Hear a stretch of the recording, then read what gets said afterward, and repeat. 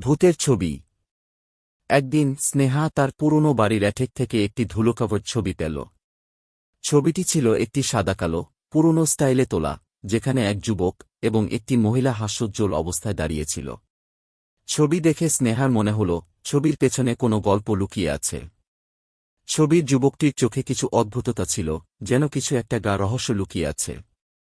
তিনি ছবিটি হাতে নিতেই অদ্ভুতভাবে অনুভব করতে শুরু করলেন। যতক্ষণ ছবিটি তার হাতে ছিল ততক্ষণ যেন তার চারপাশে হালকা ঠান্ডা হাওয়া চলছিল। প্রথমে তিনি বিষয়টিকে উপেক্ষা করেছিলেন, কিন্তু রাতে ঘুমানোর সময় একটি অদ্ভুত স্বপ্ন দেখলেন।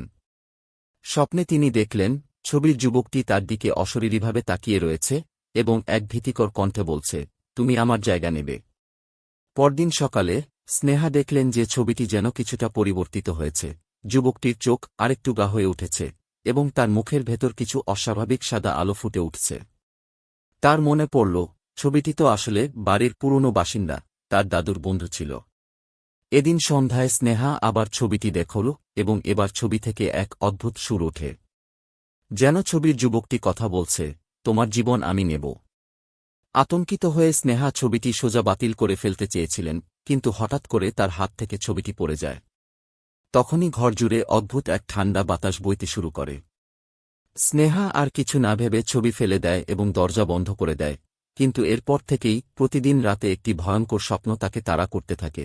যতদিন না সে ছবিটি পুরোপুরি ধ্বংস করে, ততদিন যুবকটি তাকে পিছু ছাড়বে না।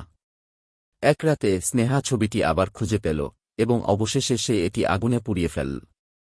কিন্তু এক সপ্তাহ পর সে একটি নতুন ছবি দেখতে পেল, যেটি তার নিজের হাতে তোলা, এবং তাতে তার পেছনে যুবকটি দাঁড়িয়ে আছে। আর এইবার স্নেহা জানত, ছবি কখনোই শেষ হয় না।